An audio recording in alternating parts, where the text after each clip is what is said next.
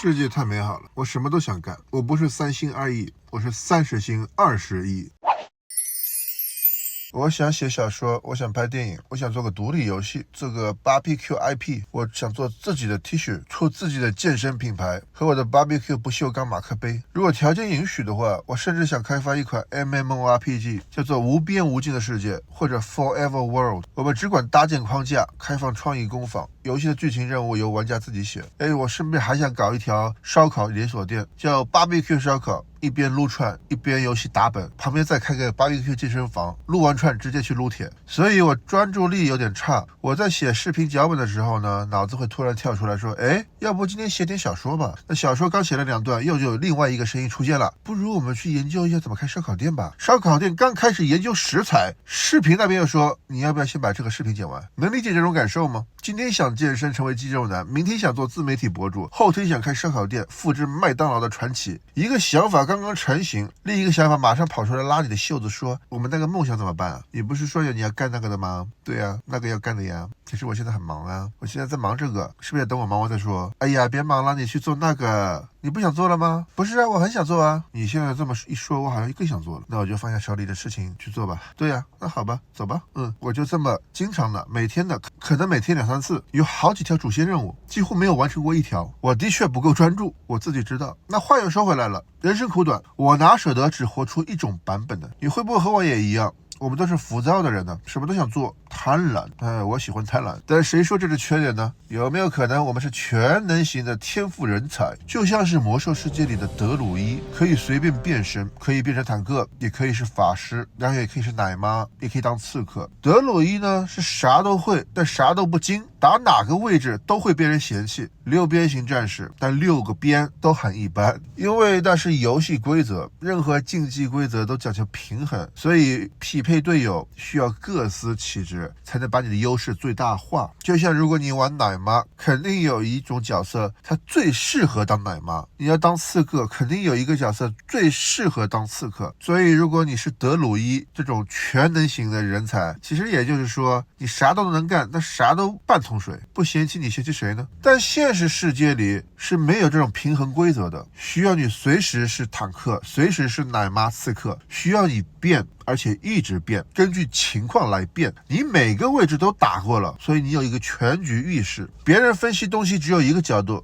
你有好几个，就像打王者的时候一样。真正的高手是高端局的辅助，而这个辅助必须是对抗路、中路、发育路和打野都打过。你只要每条路全打过，你才会有全局观，你能看到别人看不到的细节。如果选一条路去单挑的话，你可能赢不了。但是这个游戏不是单挑的吗？这是个团队比赛嘛，因为你有这个全局观，所以你才是胜利的关键。整个游戏的节奏就靠你带，你统筹全局，你发信号，你引导队友，你抓住时机开团推塔，在关键的时刻你替队友去死。最终我们能推到水晶是因为你，而你才是真正的 MVP。 所以全能型的人才就适合打辅助，就适合统筹全局。武艺不如刘关张，胆色不如赵子龙，脑子也不如诸葛亮，但是你啥位置都能补，一个人就可以带队东征西讨也没有问题。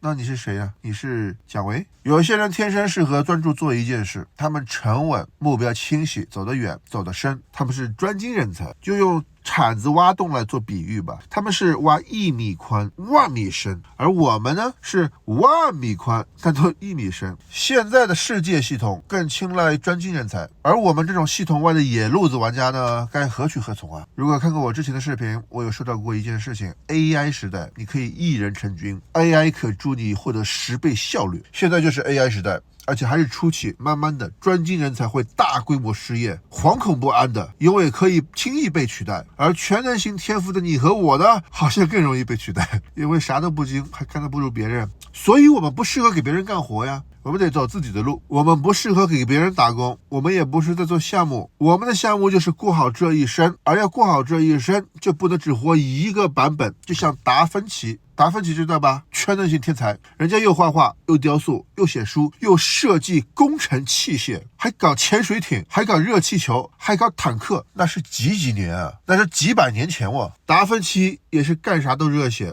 干啥都想试，干啥都是3分钟热度。但你别小看这个3分钟热度，你能说他不专注吗？不，他专注于自己的热情，他就是不服那套死磕一件事才能成功的定义。现实社会不是这么鼓励你的，你从小被灌输的就是要专一、要稳定、要做一件事，要把一件事做到极致。为什么呢？因为社会需要你这样一个稳定可控的经济单位，社会不需要天才，需要螺丝钉。他们不想要你变成创造者，而希望你是劳动力，所以你才会有那么多想法，最后受到世俗观念所迫，都搁置在脑子里当背景音了。什么时候才能重拾你死去的梦想？有没有想过，你就是那个被埋没的全能型、六边形、干啥都一般、成就解锁型选手？你就是那种干一件事干久了会腻，你受不了一眼望到头的日子，不是因为你不够坚持，是因为你已经完成了这个成就了。有什么事情干3个月，就像我，任何事情干3个月就差不多摸了个透，我就能一眼望到头了，那就没意思了，那不是换一个东西吗？就像打游戏一样，一个地图你打穿了，那就该去新地图了。可是有的人还会2周目、3周目，我不行，你也许不行。经历过的事情不想再经历第2遍了，这个游戏打穿了，那就去别的游戏看看嘛。那达芬奇的毛病呢？他是什么都想干，什么都有天赋，但什么都是干到一半就跑去干别的了。他现在闻名于世的各种作品，比如蒙娜丽莎，他画了10几年，那你说他专心画个1、2年就能画成吗？还不一定。也许蒙娜丽莎的最终一笔的灵感来自于10几年之后的生活中的某个感悟，才会有最终的神来之笔来完成这个作品。刚开始画的时候还算是壮年50岁的样子，他的境界上可能还不够，所以这10几年时间他还是跑来跑去，画圣母呀，搞潜水艇呀，有空再去做人体解剖啊。第一个坦克还是他设计的呢。然后有灵感的时候呢，再回来给蒙娜丽莎画个几笔。然后在他快70岁的时候，终于完成了蒙娜丽莎，因为那个时候他的境界终于足够了。这有没有给你什么启发呢？你会发现，你每次完成一件事情，你就会更了解你自己一点。你开过店，你才会知道这个开店适不适合你。我拍了第1部视频，我才发现，在镜头面前，我还是可以的，挺自然的。你什么都要做一点，你才会慢慢挖掘出完整的你。你不是在浪费时间试错，你是在一步步把你到底是谁这个给挖出来。就像最近考古学家不是发现了吗？金字塔的下面还有更大的建筑，比表面上的金字塔大好几倍。也许你也一样啊，金字塔真实的样子被黄山埋没了，你真正的才华被生活埋没了。当然了，只做一件事也不是不好，有些事情当你做到擅长，做到有话语权，能养家糊口，能创造价值，受人尊敬也可以的，它未必是你的最爱，但它稳定啊。比如你专精做臭豆腐，你并没有那么喜欢做臭豆腐，可是你做的臭豆腐呢就是好，你是这个臭豆腐行业里的资深大佬，别人尊敬你，你有赚到钱，你活得有滋有味。即使你真正的热情其实是跳芭蕾舞，但是臭豆腐却成就了你也行啊。有时候做好一件事，再去做另外一件事更有效率。也许成为臭豆腐王是你先进入芭蕾舞领域的敲门砖呢，是你通往其他学校的跳板，谁知道呢？